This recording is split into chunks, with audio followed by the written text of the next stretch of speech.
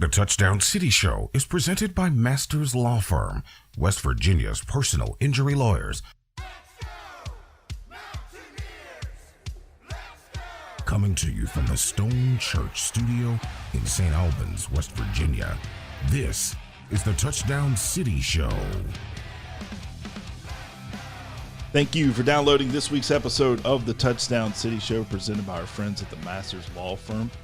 I'm Anthony Lewis in the Stone Church Studio today with Matt Tourette, Derek Bailey, and the GOAT, Avon Coburn, as we are entering week 3 here on the show. So we appreciate you taking the opportunity to check it out. As the Mountaineers handle business in Morgantown, 45-3 in front of 57,000 That's crazy. fans on Gold Rush Day, which everybody did a really good job with that. Even I wore gold, and I never wear gold.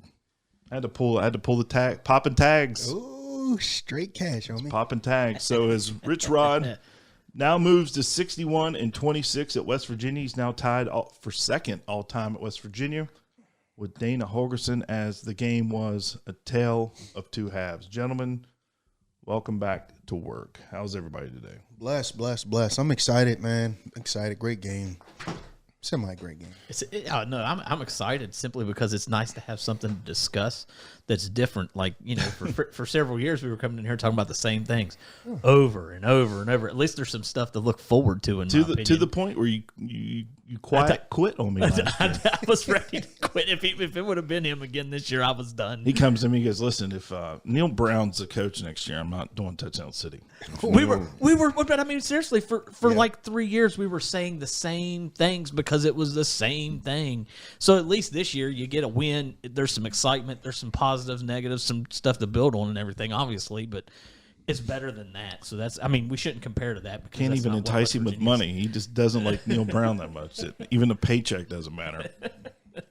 Anyway, I'll definitely label this game as a tale of two halves. Obviously, West Virginia, you know, some of the things I expected to see, or we got. I did not expect the ball hitting the turf as much as they did in the first game. Actually, throughout the course of the game, even on the very last play, there was a fumble. Five. Ended up being 5. That's right. Yeah. That's right. There was 4. And I thought I heard 4 in the first half. I thought I saw 4 in the first half. And then the last play. I forgot about the last play. Yeah. So at one point, West Virginia fumbled on 3 out of 4 plays. Yeah. Which was kind of shocking to see. But gentlemen, I guess the general statement. What did you give us a general thought on what you saw yesterday at West Virginia? So for me, I was a little disappointed because of the way the ball was hitting the ground, and him doing this for so many years. I mean, that's my only gripe with it. I thought he would be more prepared, have the guys more prepared about ball security. Other than that, you know, it was a typical game. I was a little disappointed. You know, we were 18. You know, as far as our starter, White, 18 carries, about 95 yards. I was expecting him to have a really big game. I mean, I didn't say it last week, but I mean, I figured he would have, 150, 170, 70 yards a game, 70 yards in the game. But, putting the ball on the ground, I was not as pleased as I thought I would be, because that's my only gripe. I mean, we can't win games if that's the case. I mean, it was 10-3 going in the half. It wasn't a Were you nervous? I wasn't nervous at all. It was just, it was disappointing. There was some grumbling going on around me. Well, I mean, it's 10-3 against Robert Morris. You should be up at least 17-24 if you don't fumble the football to 3.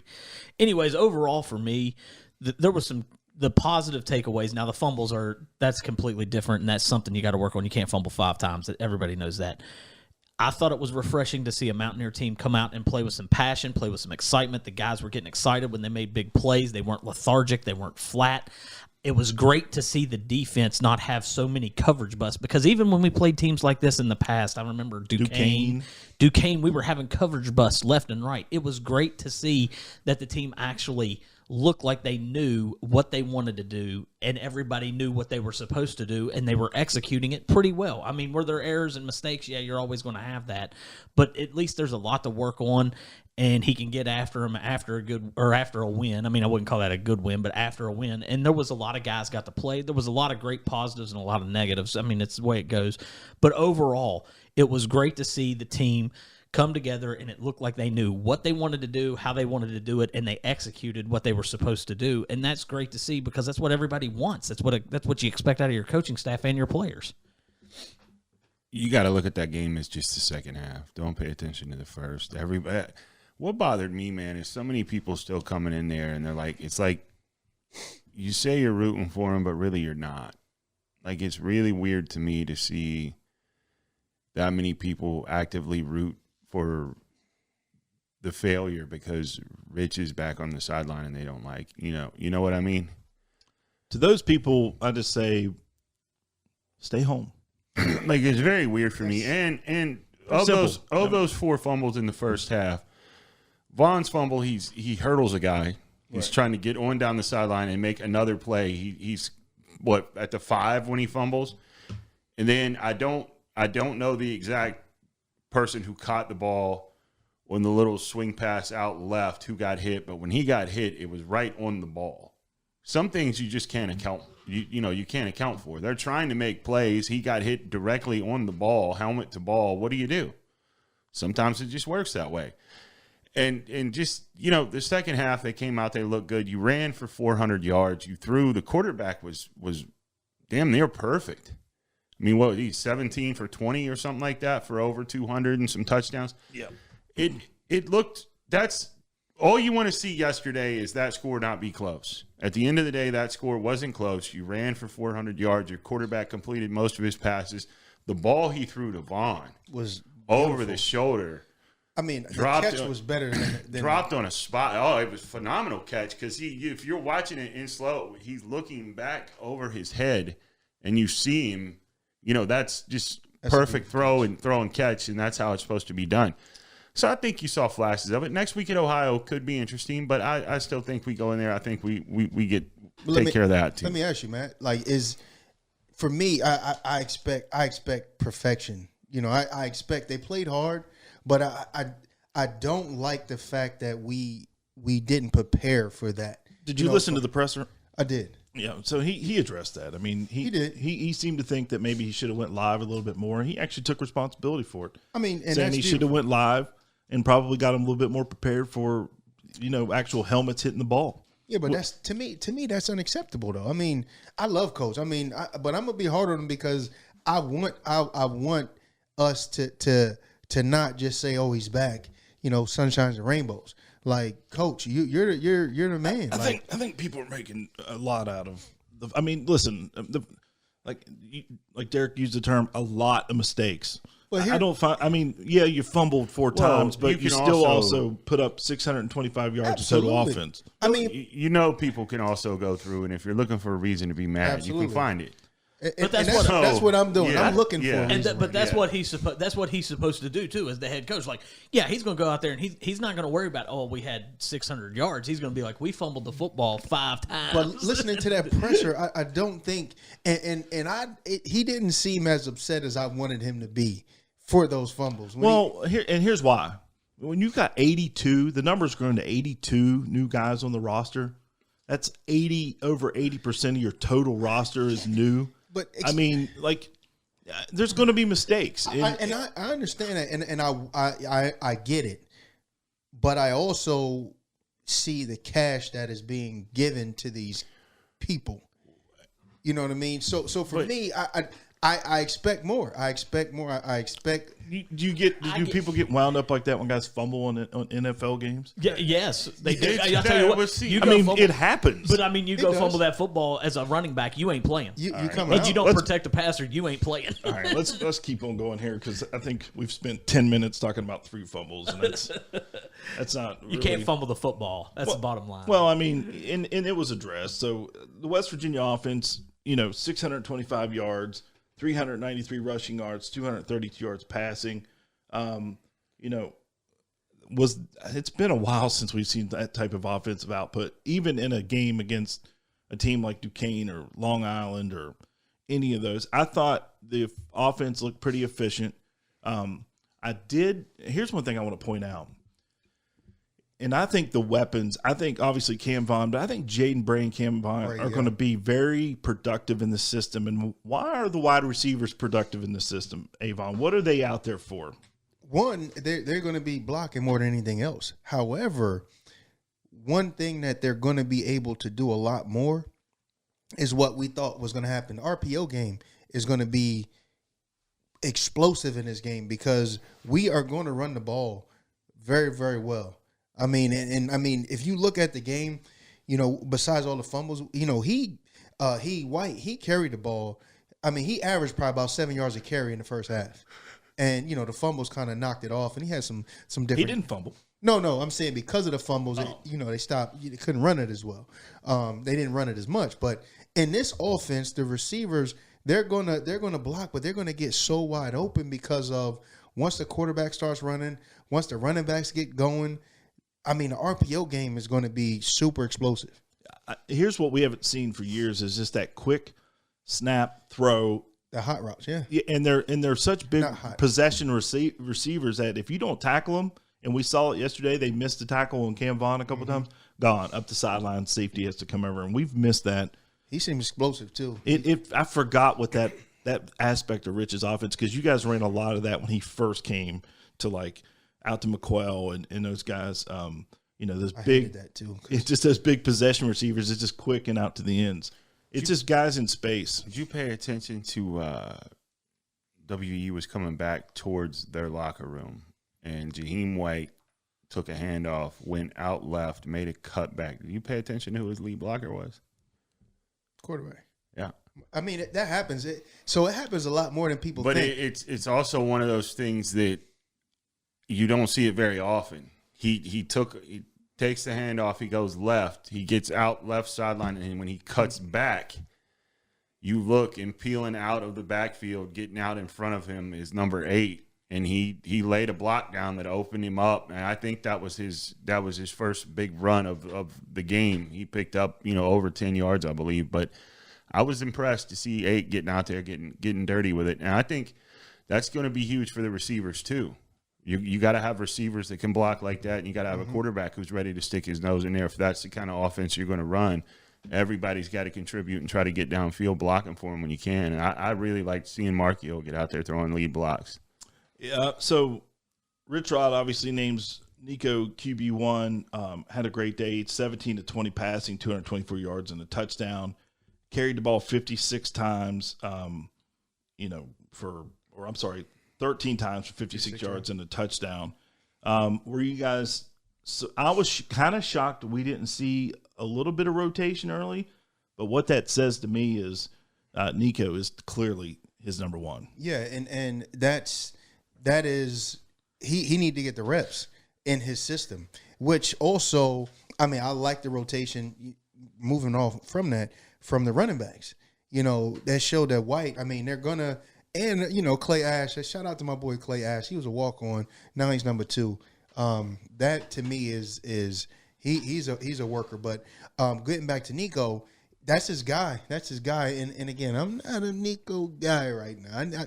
He's got to show me a little bit more. But that's his guy. 17-24-0 as a starter, and this guy's still got to see more. I mean, the thing is though, is he's 17-20. I can agree. I see both sides of this argument because I can see where Avon's coming from. It is Robert Morris. I mean, but he played fantastic. Let me say that he played a very good ball game, and I'm completely content with that. But we had last year discussed numerous times how Garrett Green did very well against teams that were not great competition. We'll see how he does when the competition steps up. That's fine. But what I'm saying is he's 4-0. He can't do anything more than beat who's in front of him, and he can't. 17-20 ain't a bad day. It's a great day. But I'm still we're like what we're saying is it's still a little bit incomplete because. While it wasn't incomplete yesterday, he had a great day. I'm not. It was a complete game yesterday, and you still come in here and got some issue with him. Somehow, some way, you're going to find it. I'm completely fine that he's the number 1 quarterback. He's clearly the number 1, or you would have saw Henderson. That's fine in the first half. Right. And there was no. And it's completely fair to him to be the number one right now. Like, I'm fine with that. Well, I didn't see any reason why for him, for Henderson to come in the game in the first half. Well, not your freshman year, but your first year in the Rich, he wheeled Rashid out there like the 4th series. I mean, look at it's two different styles of quarterback. I'm just saying though, if there was going to be a quarterback rotation, like I thought there was with Lewis and Rashid, I was going to say Brad Lewis. That's who I thought it was. I would have seen. We would have seen Henderson. But I'm with you on that. You see what I'm saying? I'm with you on that. If it was that close and he was that indecisive about it, he would have wheeled him out there in the first half. I'll tell you right now, I don't think you got to worry about Henderson. From what I'm hearing, Scotty Fox is what you're hearing. Pretty good. How about what you saw? Looking pretty good in camp. You didn't. We saw 3 plays. It doesn't matter. Now, wait. On the flip side of your argument of it was Robert Morris. Okay, to you, I'm going to say it was Robert Morris. He went 69 yards, but I've read that in practice they're a fan of his, and he looks as if obviously he can run. Nico, not the best run option, but he got in the end zone via feet in the first quarter. All right, let's listen to here's Rich talking about Nico. Yeah, Nico had shown it during practice. He was consistent, understood, had got a feel for the game, and he's a gritty player. All the quarterbacks run pretty good, and they're all willing runners. But Nico's a competitive guy. He'll do what he's got to do to win the game, and I think again, all those guys, it was their first time playing in this system. So our expectation is that they'll continue to grow and get better. Sounds like he was the most consistent in practice and understood the system. And one thing we know about Rich, it's about what with him? Trust. Absolutely. He trusts him. And that's the biggest thing. I mean, if he trusts you, he's going to give you every shot to fail. And that's how it's supposed to be. I just want him. I mean, just looking at other quarterbacks, and again, who we have is who we have. I'm just looking at other guys that can just spin the peel and make those, intermediate throws. Well, one thing we can't do is judge the offense because that was the most vanilla offense that they were going to see this year. They were literally running the same play like back to back to back sometimes. So they weren't going to put anything on film. They knew that they could come out and manhandle them. But I wanted to play this soundbite from Nico. They asked him about being named the starter. It was earlier in the week, and obviously hearing those words finally is just surreal. Was very pleased to hear that, but I think it's rooted in commitment and substance, and I thought it was earned, just like what we say here, earned not given, and I'm just going to continue to go out week in, week out, and just produce for my guys. But with that being said. And we've already talked about it 2 weeks before this. The quarterback room is apparently in very good position. I think, and I was hoping I'd cut this, but the quarterback room is in a great position with Jalen Henderson, Scotty Fox, Max Brown. I don't think we saw Max. No, he was hurt. I think he's hurt, but Khalil Wilkins, who looked pretty athletic too. Well, I wasn't back this morning because we left with about 8 minutes to go just to beat the traffic. But I went back and watched a little bit this morning, and he seemed like he was explosive. Obviously, Nico gives you the passing game, the willingness to run it, but Henderson is explosive on those read options and taking it off around the corner. So they bring different things, but I think at the end of the day, Rich just trusts Nico the most. And I mean, I wanted to see the guy that was hurt because they said he was the one that would 1-2. He played at Florida, right? Is he the one that transferred from Florida? Yeah. Well, not from Florida, but he played at Florida at some point, I believe. And that's who I wanted to see because that's who they said the competition was. But getting back to the presser with Nico, I mean, I love the confidence. You know what I mean? I love the fact that he stepped out and said, "Yeah, it's should have been this." That's what I would have said. It's me. I'm the guy. Like, I'm him. And I want to hear a little bit more of that, from him because you got to separate yourself. I mean, I remember when I played and I knew I was the guy. I started wearing number 1. I mean, my number 22 in practice. I wore 1 to let people know, like, hey, you're looking up at the mountain. At the same time. So again, you subtly do it, but then you say it as well. So I like the confidence that's coming from him. I just want to see him spin it a lot more, a lot better. I want to play the soundbite too. This is Rich talking about the other quarterbacks, the backups, the other guys that he actually did get into the game. We got to see. I thought when Jalen came in, he ran really well, and he's got a nice burst. He did some good stuff, and then the 2 young guys, Scotty and Khalil, are really, really talented guys that have shown some stuff. And this is a long season, and I'm not, if I got 4 quarterbacks ready, you guys, I did it today because we had to lead, and all that in the fourth quarter. But we got to get those young guys ready to play, and it was good to get Jalen some reps. He's an experienced guy, so I think all those guys will get better as the season goes on. Avon, you mentioned earlier you were disappointed that Jaheim White didn't get, about 150 yards. But at the end of the day, knowing how much more now they run the quarterback, you're probably not going to see Jaheim get into those 30 carries. He doesn't have 22. He's not going to get the load like number 22 got back in the day. But he still finished the day with 18 carries, 93 yards, 2 touchdowns, and about 5.2 yards per carry. He was moving the rock. That's nice. I mean, and so for me, I wanted him to be more explosive. I wanted to see a lot more big plays. I wanted to see explosive plays from him. I mean, he had a couple explosive runs, which was great. I just wanted to see him just dominate in a fashion that, him being, named probably the best running back in the Big 12. I wanted to see that. I wanted to see him a little bit more dominant. His offensive line. I was watching the plays. It was pin and pull. It was new to me. We didn't do a whole lot of pin and pull. We did a little bit, but I wanted to see. I mean, he made most of his big runs off of his own plays. So the pin and pull is great. Show your dominance. I mean, we got big guys up front. I really wanted to see a lot more zone and just explosive plays. And I mean, he broke a lot of tackles, which I thought. I didn't want to see him break a lot of tackles. I wanted to see him get to the second level and just go. I mean, overall, West Virginia runs the ball 53 times for about 400 yards. It was around 400. I don't know the exact number. I mean, you carry the ball 53 times, and it's okay that Jaheim White didn't get 100. No, that's right, Jaheim White. It's okay that he didn't get 100 yards in this game. After you get a big lead, I would rather he sit on the sidelines anyway because we're going to need him against the better teams on the schedule. So, but overall, 53 carries for 400 yards, that's what you're supposed to do. That's what you expect West Virginia to do against a team like Robert Morris. That's what you expect from a Rich Rodriguez offense. So, I mean, to me, there were chunk plays. Now, you probably thought White would have more chunk plays than he did, but he didn't. That's okay. I mean, he'll have plenty of opportunities moving forward, and you'll see him get more, I'm sure, than 18 carries in a game against some of these teams when the competition starts stepping up. You also have to think they lost 4 possessions in the first half with them fumbles. So he's finishing with 18 carries. He gets those other 4 possessions. He's probably like 24, 26, I'd guess. Anywhere from 22 to 26, I would think, is where he would end up if they have those additional possessions. Because Vaughn's fumble, he's fumbling it to 5, so he's definitely getting at least 2 shots at it down there, right? So there's 20.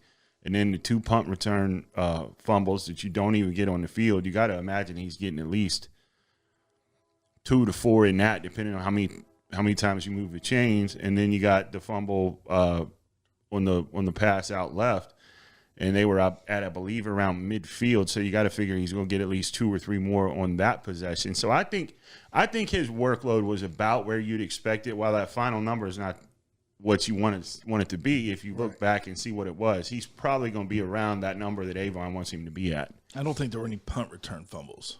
I thought Preston Fox fumbled twice. No, the fumble, the 4 fumbles, Cam Vaughn, and then on the swing end around, pass, and then on a swing, and then one of the tailbacks fumbled on that reviewable call. Okay. Remember it wasn't Preston. I was out at the concession stand refilling the popcorn. You were out, all right. I was out refilling the popcorn. When I came feet. back, I said, did Fox fumble? And somebody said, yes, he's fumbled twice. Unless he fumbled late in those, whenever we left, but I didn't see those. Yeah, anyway. Okay, I misspoke. And I was under the impression it was Fox. But if either way, Give him those 4 possessions back. He's at about 22 to 26. Pleasantly surprised to see the emergence of Cam Vaughn. I mean, obviously I watched him last year at Jack State. He's a solid football player. They recruited him as a quarterback. So, I think he's still learning the position, but had a really good season at Jack State. And, like we were talking about earlier, I think him and Bray are going to I think they're going to be great receivers in this system because it's not a whole bunch of route running. It is just whip it out to them, let them break tackles, and let them run. He finished his day with 7 catches, 126 yards, a touchdown on a beautiful, he dropped that thing in the bucket. I mean, it looked like Willie Mays. What was that? With that 58? Was that 58 or 56? It's back in the day. I had to get Doug Bailey on the phone. Hold on, you talking about Willie Mays Hayes? No, Willie Mays made an over-the-head catch. Now, Willie Mays Hayes had an over-the-head basket catch, too. Right, he run like Mays, told hit never like to Hayes. do it again. Yeah. But, overall, what would you guys grade the offense in week 1? A, B, C, D, E, F? B, C+. I'll do C+ because of the fumbles, man. I mean, that right there against a great team, we're behind. We're behind, with You can't even give them a B-. You're going to go C+? C+, because you can't put if you put the ball on the ground, you can't put the ball on the ground. I mean, even though some of those were with the, you just can't for me. So C+, but execution wise, I'd say, and just our ability to make plays and break tackles. I mean, I would say, C+, but I can't because you put the ball on the ground. I'll give them a B because I'm in agreement. I mean, and that's being lenient because you cannot fumble the football 5 times, no matter what anyone says. If you fumble that football 5 times on Saturday, you're done. You're not beating Ohio U. You're not beating Pitt with 5 fumbles in a game. You're not. No. You're not beating anybody unless you get the fortuitous bounce and they all bounce back to you. So I'm going to give them a C as well. Or I'm sorry, a B, because they did run 53 times for 400 yards. Nico was 17 of 20. He was very efficient. They did a lot of great things. They put up a lot of yards, had a great yards per play average. They did a lot of great things. But those 5 fumbles, man, you cannot do that. That's just horrible. Man, these guys they just look to be mad. No, I mean, we your love our your guys. sister said I was the one that was always raining on them. I'm giving them an A, dog. Anytime you roll up offense like that and put those numbers up, your quarterback 17 to 20, you run for almost 4, you throw for 250, 300 yards. You did what you were supposed to do. 44-3. Guess what? We did put it on the ground 5 times, and guess what? We still won, and they didn't move the ball. So I'm giving the offense an A. I'm giving the defense an A. And y'all need to look in the mirror at yourselves and figure out why y'all are so angry. Before you go, y'all got problems. Explain this to me. That to me, that's a moral victory. That's a moral victory. We should have dominated this team. We did. But hang on. Here's what I'm looking at with the B. Here's what I'm looking at. If West Virginia were not playing Robert Morris and fumbled the football 5 times and lost 4 of them, let's say they're playing. Did play Robert Morris and fumbled the ball 5 times and won. But that's the thing, though.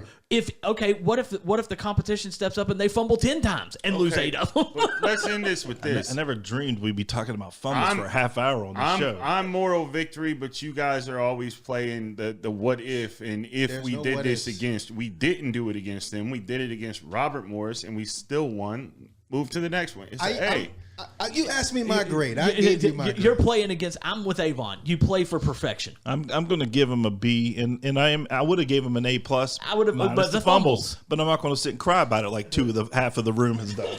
Knock it off. All right, let's take a break. When we come back, we're going to hear a little bit from the defensive side of the ball, and don't forget later in the show the Alumni Hall trivia question of the week. The number 304-729-4465.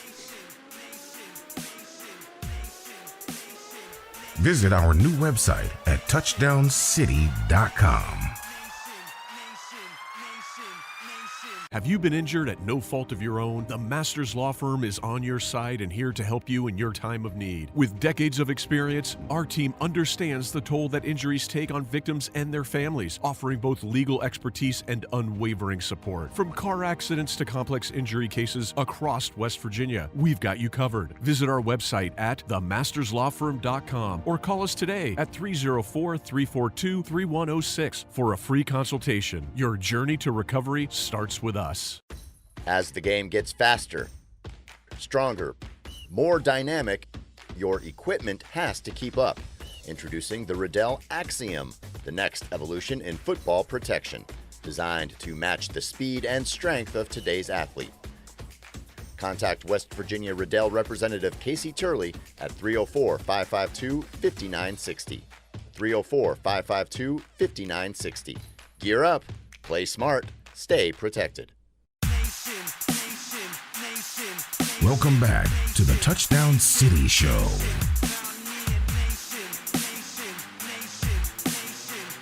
And welcome back to the Touchdown City Show, presented by the Masters Law Firm, West Virginia's injury lawyers since 1974. All right, enough about the offense. Let's go look at the defense. Zach Alley's defense only gave up 123 yards to Robert Morris. And again, remember, let's keep it the factoring in of the fact that our opponent was Robert Morris. 123 yards, 70 yards passing, 23 yards rushing, and caused 2 turnovers. I loved watching this defense Saturday just for the fact that I felt like on every play somebody was coming from somewhere. I mean, it looked like Reed Carrico was coming on every play to me. Yo, that defensive front looked good. Y'all pay attention how many balls they knocked down at the line. Anytime you got your defensive front getting their hands on the ball like that, getting back there in the backfield, that's a good day. And, you didn't see a lot of busty coverages. I'm not going to lie, I'm not familiar with all the names of a lot of these guys yet. As you alluded to earlier, there's 82, 83 new guys, so it's kind of hard to get that roster in check. But there wasn't a lot of holes. You didn't see this quarterback put up alarming numbers that makes you think there's gaps out there everywhere. It's a solid performance, and you did what you were supposed to do. And you also got to think about how much they were on the field with the way we're running quicker now. So if we're not moving the chains, like Avon alluded to, I believe it was last week, if you're not getting first downs, your defense is going to be on the field a lot. And in the first half, they were on the field a decent amount, and they still held tough, held strong, and did what they were supposed to do. The defense forced 11 punts. Robert Morris was only 3 of 15 on third down, which I thought was that's the stat that's the one to me that matters more than most, other than turnovers. If you're going to force turnovers, great, but 3 of 15 on third down's outstanding. That's 20. That's a great stat. That's the one you look at the most, in my opinion. Because if they're 9 of 15, then you're like, oh, they're doing something wrong. But 3 of 15 on third down's outstanding. They held Robert Morris to very little yardage. I mean, their quarterbacks threw 22 times for 70 yards. That's about 3.5 yards an attempt. That's very good too. The defense did its job. They had 4 sacks. They played outstanding, and there were no coverage busts. I didn't see guys running wide open down the right sideline or up the middle. It's usually up the middle of the field, unfortunately. But yeah, I didn't see anything like that. So I thought the defense was outstanding.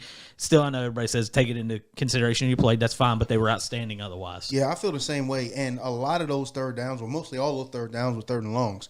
So that's the only thing that I don't like is when it's a third and long and they get a first down. I think it was like 2 or 3 of them that they got third and long first downs. And to me, looking at it, I wish they would have played a lot more man on third down too, because I was looking at other teams and I'm like, these guys are going to be man to man, cat defense. I got that cat. And now your front's got to get there. And, other than that, I mean, we played extremely hard. Everybody was putting the hat on somebody. So for me, their defense was our highlight of this entire game because, 2 yards a carry, phenomenal. And, they were hitting people. So for me, that was the highlight. That was a highlight for me in that of that game. With all the new faces too, I wonder how much he actually had to I wonder how much you actually saw what they can actually do. I mean, with 82 new players or whatever it was, I can't remember the exact number. You wonder, and he's a new defensive coordinator coming in fresh with a bunch of new players. You wonder how much more that they can do, like if different looks, things like that. But that was an outstanding performance from the defense. It was fun to watch the linebackers. Reed Carrico, Chase Wilson. Carrico had 2 tackles for losses, 4 tackles, 3 solo tackles. And then on the front line, you were talking about the defensive lineman, Hammond Russell, with 4 tackles, 2.5 tackles for loss with 2 sacks. So he was getting back there. And again, let's weigh this out. It was Robert Morris, but it was promising. Like if you would have came out and struggled, they would have gave up some long plays, or you couldn't stop some drives the first game of the season. The alarm flags, the red flag, the alarms would have gone off with the possible struggling. But I think we saw everything we needed to see out of this West Virginia offense and the defense. And kudos to the defense. Like you were mentioning, they didn't seem gassed out there. They had to go back out there after 3 out of 4. Every time they turned around in the first half, they were trotting back out on the field. Obviously with having to go out there after those fumbles. So kudos to them on that front, because that could have been, a problem, especially if it would have been 92 degrees or any of those type of things. And they did, on those. They only gave up points on one of those turnovers. So they did a great job of stopping them on those turnovers and not putting points up. So our defense, they had that one explosive. I think they had like one explosive play for, I think it was on the sideline. They ran like a little corner route or over route, and they caught that, and that's where they got their field goal. They played great, not letting them get into the end zone on those turnovers. Here's Jason Wilson discussing the fact they were on the field so many times, but that's just a part of football. Just trusting each other and trusting the guys. Nobody wants to fumble the ball. Those guys aren't doing that intentionally, and it's the first game. We're working out some kinks right now. We're getting comfortable. There's no panic. We just got to go out there and do our job, and know that those guys are going to come back out on offense and do theirs. You heard it. We're working out kinks, so I think. To be expected offensively, they didn't really show a lot, which they weren't going to. Defensively, I thought what they showed is they're going to bring somebody every play. From somewhere. They were bringing linebackers.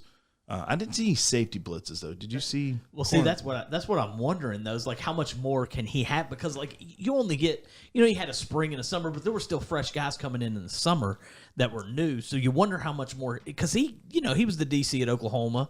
And, he was with Rich before, but, you wonder how much more he can do, what other kind of sets and stuff he can run with the personnel he has. A lot. So I'm interested to see that. No, he probably showed you about not even a quarter of what they can do yesterday. Right, but so I wonder, a lot. But I wonder in practice if he sees that they're capable of doing more. That's what I'm saying. Would he be a coach if he didn't? I think they'll start to ramp it up. You're going to see more against Ohio. And I do want to mention Preston Fox, who, by the way, didn't have any fumbles. But my bad, Preston. I put that on you, dog, and I was out getting popcorn, man. That's my fault. I'm happy he's back. 5 punt returns for 61 yards with a long of 28. We've come a long way from the days of not putting a punt returner back. You guys remember that?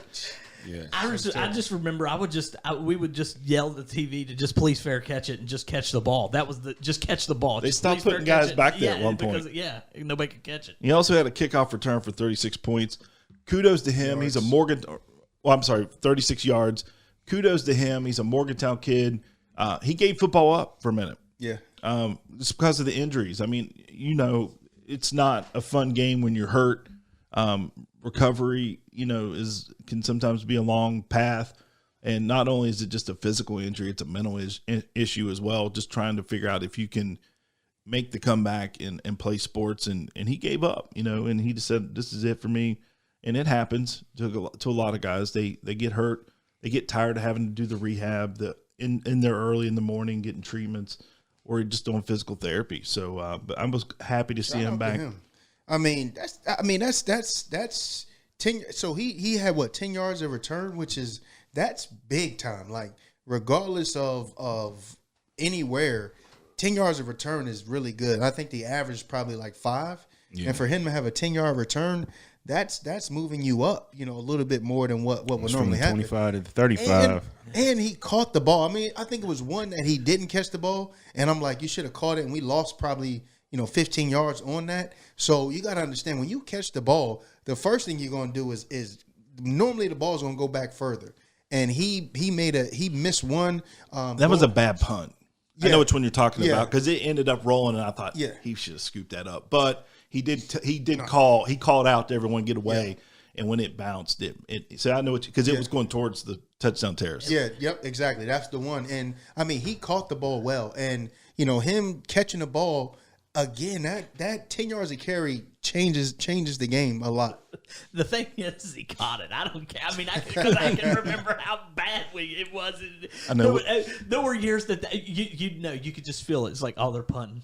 They'd punt it to us, fumble. It was like we went from having Tavon Austin back there, to not even a returner, to all 12 guys, about 14 guys sometimes even on the field, all on the line trying to block punts.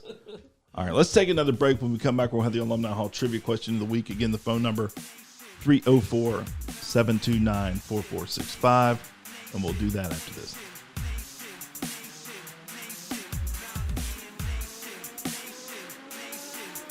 The Touchdown City Show will be back right after this.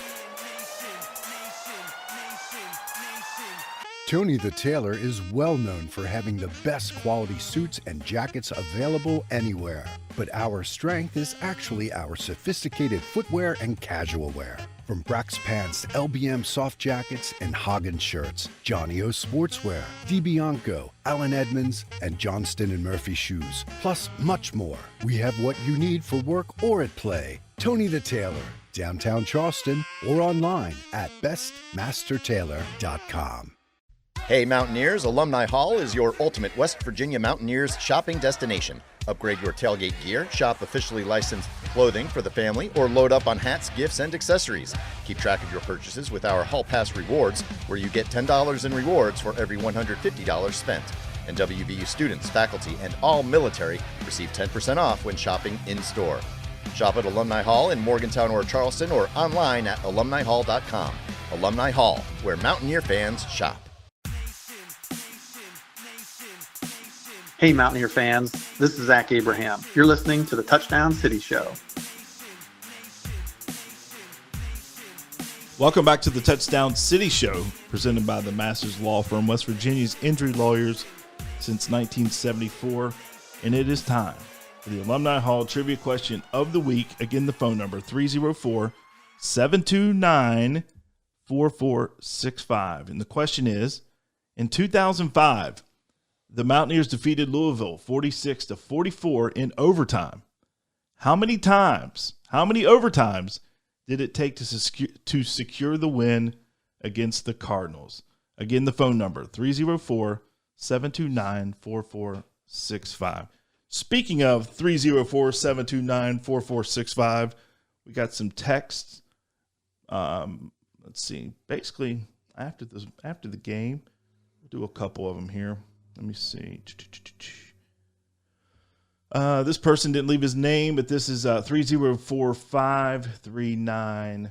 I think Scotty Fox is a damn good QB, and Rich should think long and hard about who QB1 is. The first half was awful. We will agree with you that the first half was awful. 100% agree with you. Except, I don't. Scotty Fox, buddy, show me a little bit more first. The thing is I think in time you're going to probably see him as QB1. It's going to take him a little time. I don't think he's going to throw a true freshman out there into the heat of the moment, no matter who you're playing. But at some point, I do think you're going to see him play a good bit, and hopefully it's a year down the road. Why has he got to be a year down the road? If he turns out that he's the best, if he's the best one, he's going to play. Is your beloved Michigan not starting a true freshman at quarterback right now? So it's possible for them, but impossible we don't have for us. Him. I don't think he's Bryce Underwood. I'm not saying he is, but to say it's impossible or to write him off. I didn't say it was impossible. I said you'll see him in the future. I don't see him, as long as. It's one play guy. I get it. The backup quarterback's always my favorite player. Charles Hales, Bill Crest. We can go on and on. I get it, but it's one play. Let's not sound the alarm yet. Relax. All right. This is from 304-830. Yo, team. Oh, it's Will from Las Vegas. What's up, Willie? Marshall County for life. He says, what a great start. There's plenty to clean up, but for the first time in years, we can inflict pain at home. I don't care if it was Robert Morris. Every game matters. I want maximum effort. I feel bad for those boys who will be running those fumbles off. Facts. That law school I don't know. Is he making them run steps or law school? I hope he makes them roll. I forgot about that treatment. All the way from Las Vegas, we need to show the world what West Virginia toughness is. Hard edge. Keep looking forward to keeping in touch. Go Ears and chill, son. Yes, sir. Look at that. Hey, shout out to my boy Shout out to Vegas. Will. Hey, Willie, I'm with you, man. They definitely need to run for those My boy Durrett over here. Leave it alone. Yeah, you need to run for those. Here's a 281-785. I thought today's game went really well. The team played really hard, and I'm proud of my Mountaineers. Yeah, I thought they gave maximum effort. It seems like it's a consensus with everybody. At least the team played hard. That was the one thing that I noticed. Like the most they gave it was not just a flat performance that you've seen so much over the years, and like everybody was excited. They were just it was so much. They were playing with passion, and it was great to see. So last week I played you guys the Zach Blair song "Meet Me in Morgantown." "Meet You in Morgantown" is the name of the song, and Zach played sent us the whole track, and I'll try to get that in maybe at the end of the show. But I have another song I want to play for you guys, and I'm looking for it right here. Let's see. And while you look for that, the fact that these people, our people are texting in makes this a really, really good. I love your feedback, especially when you give Durrett hell. So, keep that coming. Keep it Likes coming. when everybody just agrees with him. I thought he was going to take that moment right there to tell me how Nico needs to show him more. Show me more. All right, I've got another breaking song. This is from Boone County. This is Sue Bob White with her version of Country Roads. I want to play this for you guys. But anyways, it's a song about John Denver. He got killed in 1968 in a plane crash. Well, I stole his song and put my words in it. Almost hell, West Virginia, don't get too friendly, cause the neighbors are again ya. Nobody's working, all the young men's broke, women are all on welfare. Here Kennedy's one big joke. We don't got no law, and a damn sure don't own my home. If it weren't for food stamps, so Bob, one last song. West Virginia, mountain trauma, take me home, them bumpy roads, all my shadow dreams, gather around her, welfare lady, stranger to $1, hitchhiking through the snow, as I stomp the gas and pass you by, I discuss and cry, take me home, West Virginia, mountain trauma. Sue Bob. Thank you very much. Good Sue Bob. Good old Sue Bob. But I tell you what, Sue Bob her voice she's got is that a baritone voice? Sound like Barry White. I'm not sure what you call that voice, but hey, she had it right though. I mean, the mountain over the bumpy roads. I mean, Jim Justice didn't really exactly spend any money on those roads. Those roads to prosperity that we've been paying for. I thought you guys would get a kick out of that. Good job, Sue Bob. Hope you release that and it sells 1 million copies. Shout out to Sue Bob. Sue Bob White out of Boone County. All right, let's go through some of the Big 12 scores. Texas Tech rolled Arkansas Pine Bluff 67-7. Iowa State over South Dakota 55-7. Rocco Beck 19-20. Whoa. 278 yards with 3 touchdowns. I need to see more from him. He ran for one. I need to see more from him, man. You do? I know y'all are on him, but I need to see more from Rocco. 19-20. I need that to be 20-20. Hey, I mean, he threw for 4 touchdowns. We were 17 for 20 I need it touchdown. to be 19-20 with 5 touchdowns. He wants me to be a believer, Avon. I got him to your standards. All right, Houston over Sam Houston 27-0. Kansas over Wagner 46-7. I didn't get to look up Daniel's numbers. Did you? I did not look. I didn't look at his numbers. They did have him the 4th rated QB in the Big 12. I'm sure his numbers were outstanding. They were up I think they were up 29-0. It felt like at halftime. Central Florida or UCF, they like to be called. They beat Jacksonville State 17-10. So if anybody should be panicking, it would probably be Central Florida or UCF because obviously Jacksonville State had most of their roster rated and their coach, and they had to do a rebuild. But anyway, Oklahoma State over UT Martin 27-7. Arizona State over Northern Arizona 28-19. Leavitt was 25-39, 257 yards, 2 touchdowns. He did throw a pick, but he's supposed to be the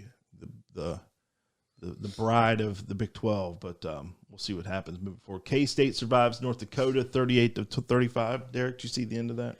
I just saw the highlight. They trailed for a long time in that game. They scored with I believe there was about 25 seconds left to pull that one out, 38-35 late. They go play in Ireland and come back. They have a deflating loss, hangover. And then you come out against North Dakota. Now, this is not North Dakota State. This is North Dakota. And I guess they must have been flat because they were down at halftime, I believe, 21-17. And they escaped because towards the end of the game there was a highlight I saw. North Dakota overthrew a guy on the sidelines. He probably could have caught it and maybe kicked the field goal to tie the game, but they held on, which is what matters. But they dodged a bullet there. Baylor dropped one to Auburn 38-24 at home, and then Colorado lost to Georgia Tech 27-20. Can we talk about Deion for a second? Yeah. I mean, what in the world were they doing in that final drive? He wasted so much time. I couldn't believe that they threw that little pass like over the middle and didn't call timeout and wasted like 40 seconds. It felt like just trying to get out to like the 40-yard line. He had two timeouts, and he didn't call one. I couldn't believe it. He must have had the Dana Holgorsen bonus, the timeout bonus. It was the end of the game, and Georgia Tech had just scored with like a minute and 2 seconds left.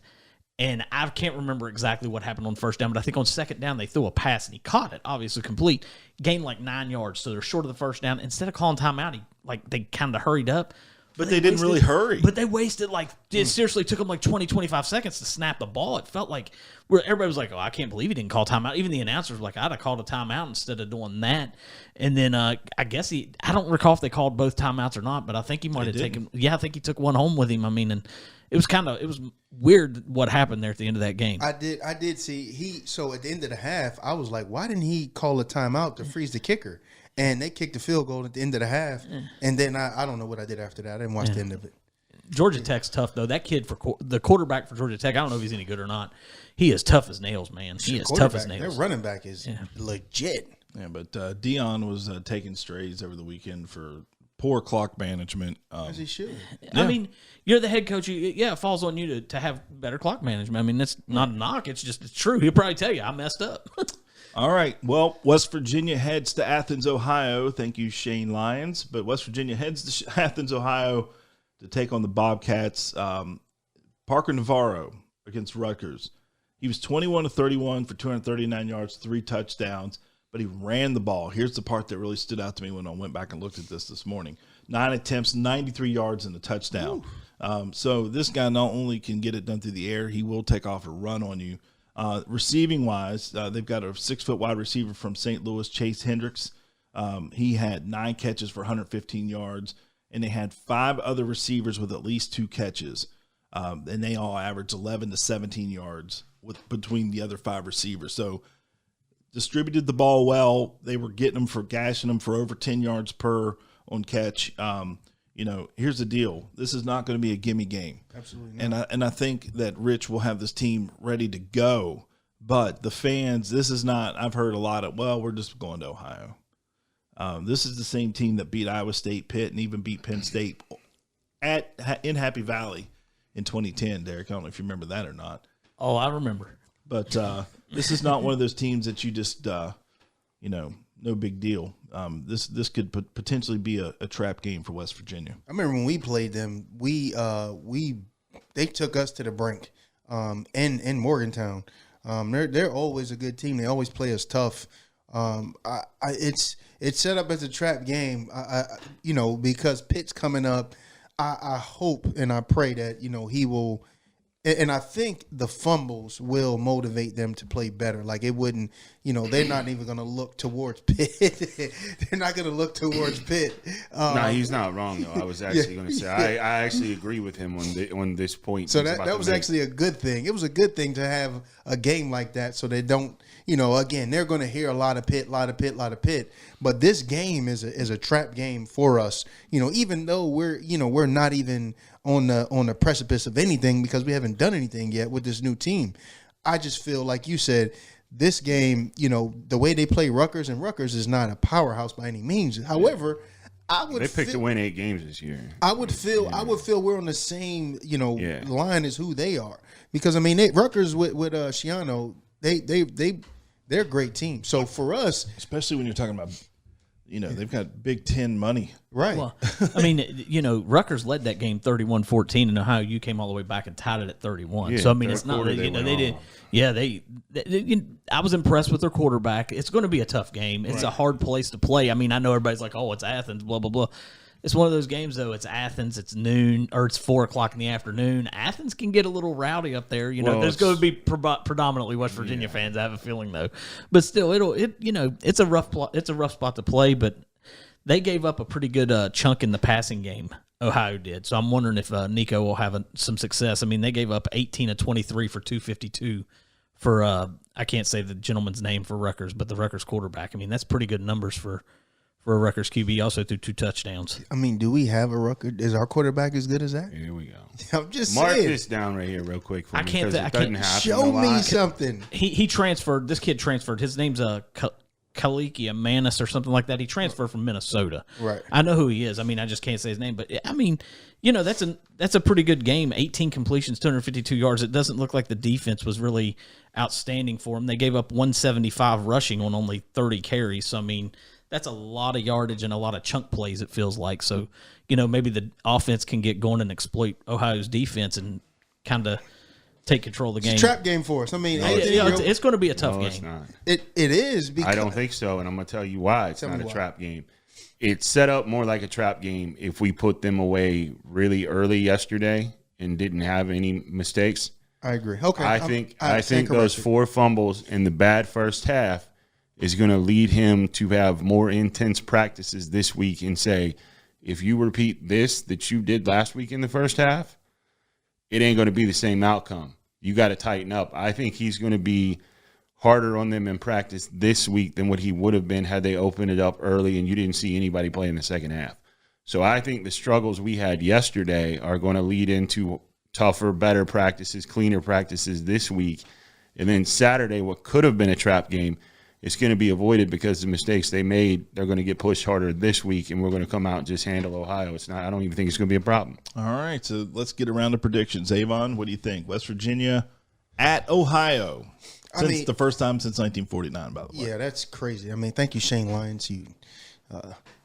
So for me, I really think it's going to be a closer game than I want. It's going to be 24-17. Well, no, we're gonna hit 30. So I would say 30-24 WVU. And we're gonna run the ball a whole lot, which kind of upsets me because I want to see Nico throw the ball. I think West Virginia is going to win the game. I do. I think it's going to be very tough though for a long time. I think they'll kind of score a little bit in the fourth quarter and pull away a little bit. I think they're going to win the game 34-24. 35-14. We roll. I think it's all set up I think he's going to be on him this week in practice. You're not going to see those mistakes again. I think those mistakes, as unfortunate as they were, like I said, they're going to lead to a cleaner game Saturday, and it's never going to be close. I like West Virginia 31-14. I think it's pretty close, and then West Virginia pulls away late. I just think that I think a few things factor into that. One, we didn't show a lot. We didn't show much offensively, defensively.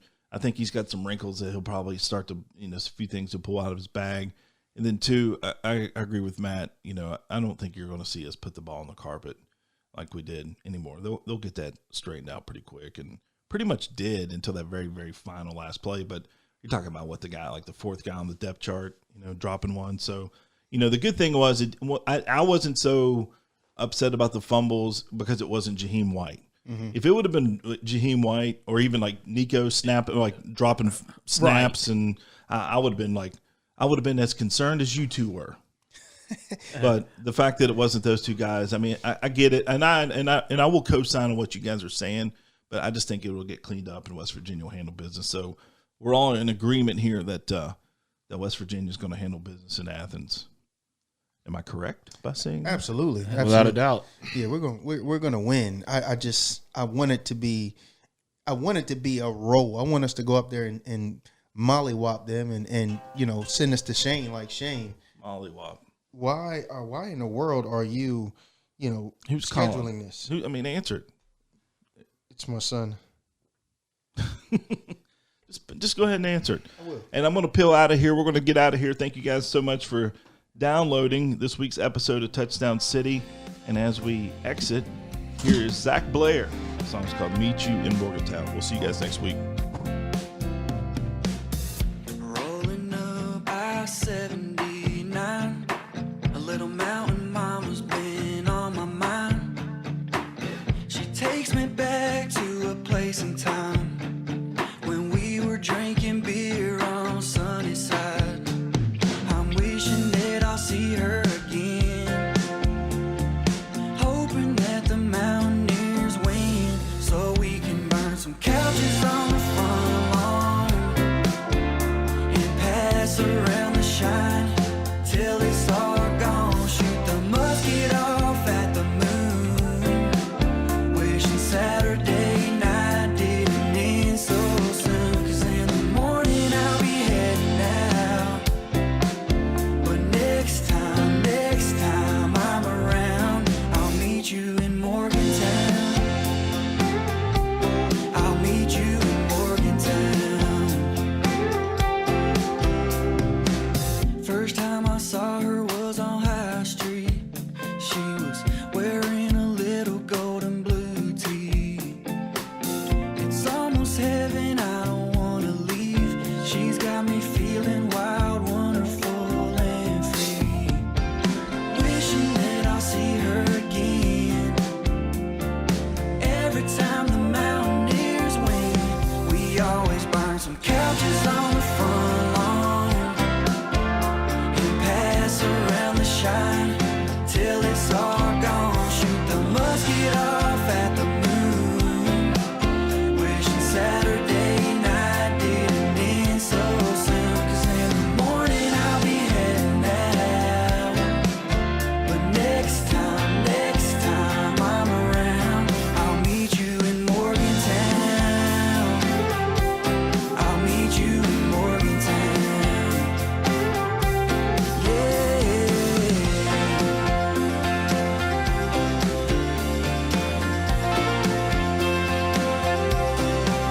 We'll burn some couches on the front lawn and dance around the fire to that John Denver song.